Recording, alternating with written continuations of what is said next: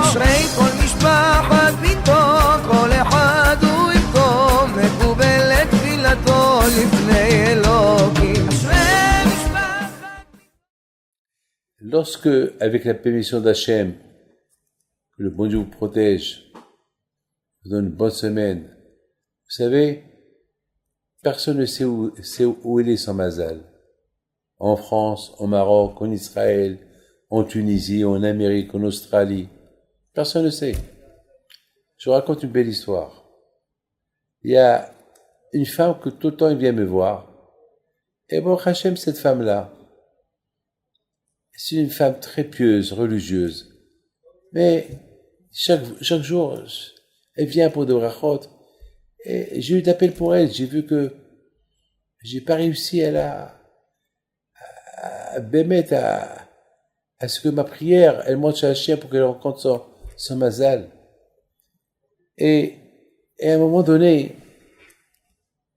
bémettre, hein, je lui dis, peut-être ton mazal, il est en Australie.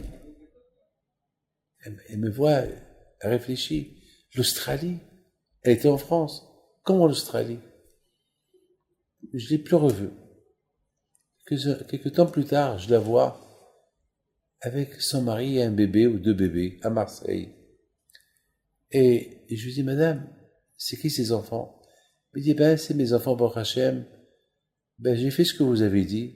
Je suis parti en Australie et je l'ai rencontré. Voilà, on s'est mariés, on a des enfants. Moi, je suis pas un prophète. Moi, simplement, c'est une phrase qui est sortie de ma bouche. C'est tout. C'est tout. Pour vous dire, mes amis, que personne ne sait où il faut prier. Il faut prier. Pour qu'on se trompe pas, on marie pas la femme qui n'est pas dans notre mazal. Il y a un jour un monsieur qui vient chez moi, malheureusement, sa femme, malheureusement, elle a fait une bêtise. Et ce monsieur-là, il s'est rendu compte. Donc, ils ont divorcé. Et un jour, le pauvre vient chez moi. Il me dit, c'est dur pour moi de vivre seul. Voilà, ma femme m'en a divorcé. Elle veut plus des enfants. Voilà, je suis avec eux. Mais qui va s'occuper d'eux? Et le pauvre, quelqu'un qui dit, est-ce qu'Hachem, pourquoi Hachem, il m'aide à ce que je retrouve ma vie, parce que vraiment je suis malheureux, parce que j'aimais ma femme, elle a fait ce qu'elle a fait, je peux plus être avec elle, elle aussi elle veut pas être avec moi, donc on a divorcé, elle m'a même donné des enfants. Quoi faire? Je donne la parole d'honneur, j'ai eu de la peine pour lui. Lui il sort, j'ai fait une bonne bracha du fond du cœur. Lui il sort, il y a une femme qu'elle rentre. Elle veut une bracha pour le mariage. Tout de suite, je lui dis, attends. Je me lève, j'appelle le monsieur. J'écoute. Je te présente cette femme.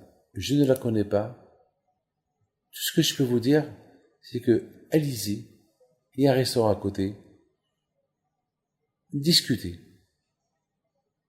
Et que Hachem vous aide. 2 heures plus tard, eux, ils sont revenus chez moi. Rabbi David, c'est toi qui nous as fait le Shidur. Je dis oui, c'est moi qui vous ai fait le Shidur. Rabbi David, on a décidé de se marier. Grâce à Dieu, ils se sont mariés et ils ont aujourd'hui 4 ou 5 ou 6 enfants. Le Mazal, ils sont super heureux, super contents. La bataille de Mazal, il ne descend pas du ciel. Le Mazal, il faut prier. Regardez Yitzhak Abinu, comment il a rencontré sa femme. Yaakov Abinu, il va à Lavan, chez Lavan, son oncle. Et voilà Rachel qu'elle vient, avec son troupeau. Et dès qu'elle a vu la Rachel, elle a vu, c'est elle son Mazal. Il y avait là-bas un puits. Et ce puits-là, il y avait là-bas une grande pierre, un bouchon. Il a enlevé la pierre, il a enlevé le bouchon du puits pour que tout le monde puisse venir et boire du puits de l'eau. Parce que le soir, il couvrait la pierre, il couvrait le puits avec une grande pierre. Il couvrait le puits avec une grande pierre. Je me suis posé la question. C'est quoi qu'est-ce que cela signifie, la pierre et le puits? Bon. C'est écrit dans la Torah que ils mettaient la pierre sur le puits pour que personne ne puisse boire, parce qu'il n'y avait pas assez d'eau, et rien qu'une fois par jour, le matin ou le soir, et que tous les hommes qui avaient là-bas, ils venaient enlever la pierre. Et après, ils vont remettre la pierre. Mais Yaakov, c'était un homme fort, et c'est lui qui a enlevé la pierre, comme qu'on enlève un bouchon d'une bouteille. Mais qu'est-ce que la Torah me raconte là? Mes amis, vous savez c'est quoi? Parfois, le mazal, il est fermé, comme une bouteille avec un bouchon, que si tu n'as pas le tire-bouchon, tu peux pas enlever le bouchon. Le mazal, parfois, il est attaché. Mais lorsque tu pries bien, eh ben, tu enlèves le bouchon, tu ouvres ton mazal. C'est ça, mes amis. Regardez Yaakov Abinu. Qui aurait pu penser que Yaakov Abinu, il est marié 4 Tzadkaniot, Léa, Rachel, Bilha, Zilpa. Il était pauvre. Qui va le voir? Qui va le voir? Tu pries et tu rencontres ton mazal. Qui va accepter un pauvre? Tu pries et le riche, il va t'accepter. Mes amis, c'est ce que Yaakov Abinu a fait. Il a prié à Hachem. Hachem, aide-moi à ce que je rencontre ma mazal. Eh bien, Hachem lui a envoyé la plus belle femme du monde, la plus grande tzaddik du monde, Rachel.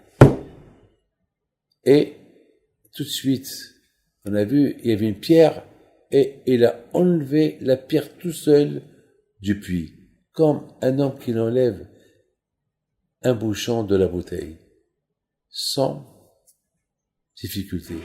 Et c'est ça la réponse. Lorsqu'on prie, on casse le bouchon, on casse ce qui empêche le mazal de venir, et tu rencontres le mazal. Mais il faut prier. C'est ce qu'on apprend. C'est ce qu'on apprend de Yaakov Abinu. Avec la prière, on approche le mazal le plus rapidement possible, et on casse la pierre, on enlève le bouchon de la bouteille que le bon Dieu protège jamais.